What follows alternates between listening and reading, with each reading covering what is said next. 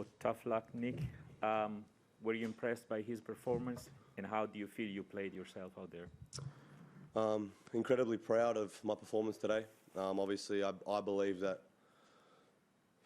matchup-wise, I think if you ask everyone on tour, I think that he would be, I think they would probably vote him the best player in the world at the moment.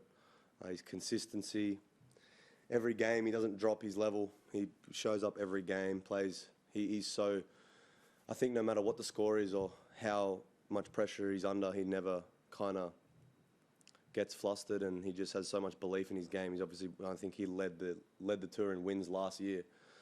He's just so confident right now, and to be honest, I threw everything I could at him. You know, I thought I served consistently 220 kilometres an hour for three and a half hours almost, and played pretty well from the back, created plenty of opportunities on return games. So I'm super proud of my performance though, from where I was, you know, with my struggles the last 4 or 5 months to be feeling like this, and, you know, obviously had COVID a couple of days before. You know, I'm just proud of the way I've responded, and I wouldn't have been able to do it without my team as well. So, you know, I'm going to hold my head high. You know, I gave it everything. I put on a good performance, and I think he's going to be favourite to win the Australian Open. You know, I can't be too upset. Scott? Nick, you talked so much about wanting to play in front of the Melburnians. What was it like to have that experience both on John Cain and centre court? Yeah, I mean, Rod Laver's special. You know, it's in my point of my career, and I know how quickly things, you know, the ups and downs of life in general. I don't take any moment like that for granted. You know, I was embracing, you know, I could obviously feel the match was coming to an end, so I was, you know, looking around and just embracing every little moment.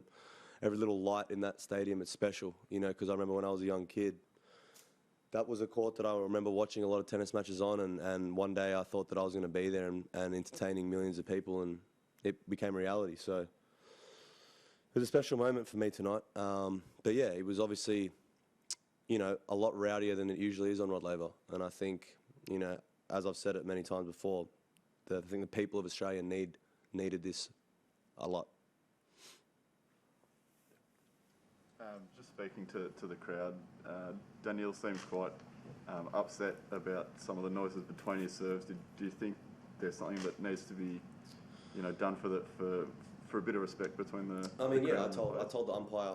You know, I also said that in my match against Brody, that obviously the media didn't pick up. But I said, you know, you should tell the crowd not to scream out before, you know, whether it's me. I don't really care, honestly, too much if it's my serve. Like, obviously, big points, no. But if it's like 40 love, whatnot. But, you know, I told the umpire, you know, tell the crowd to quiet down. Like, my opponent might not like that. So I think it's actually the umpire's job to control the crowd, you know, rather than try to be the star, because no one came to watch the umpire play tennis.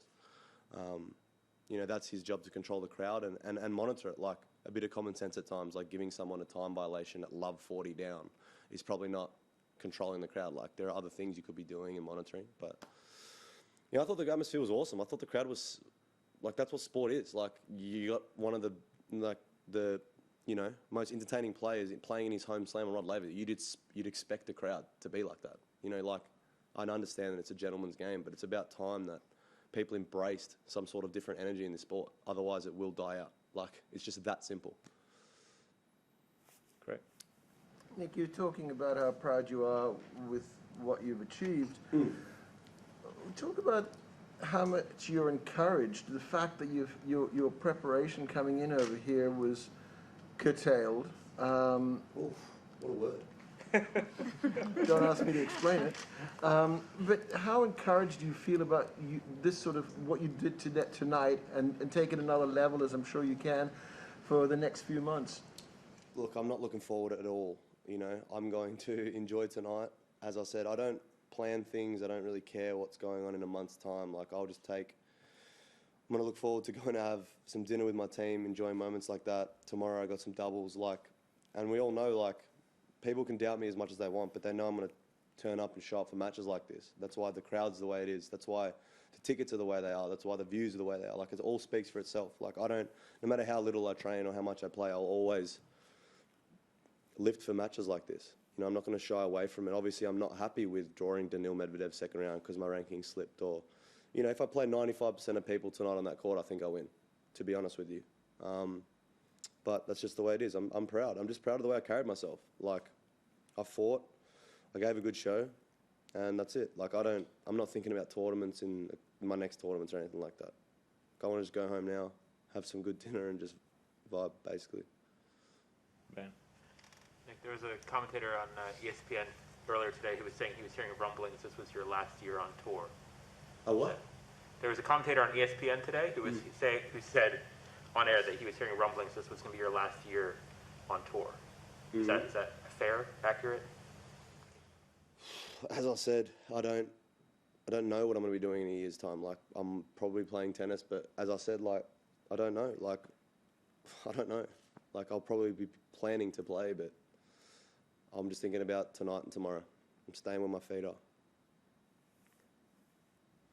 Nick, just want to get your thoughts on the testing at the Australian Open. Obviously, you've just recovered from COVID, but it seems like it's sort of more of an honesty system, and that players don't have to test each day. Have you been testing yourself frequently, and do you think that maybe has alarm bells on it maybe for next week and as we progress throughout the 2 weeks? Yeah, I mean, all the players are, obligated to test. They're all being sent testing kits to test, and that's what I did in Sydney. I tested every day, and I obviously tested positive. Obviously, me thinking a week out of Australian Open, is this ideal? But that's what everyone in Australia is doing right now. You test if you feel some symptoms, you should test, and all the players are getting testing kits. So you should be testing. You should be doing the right thing.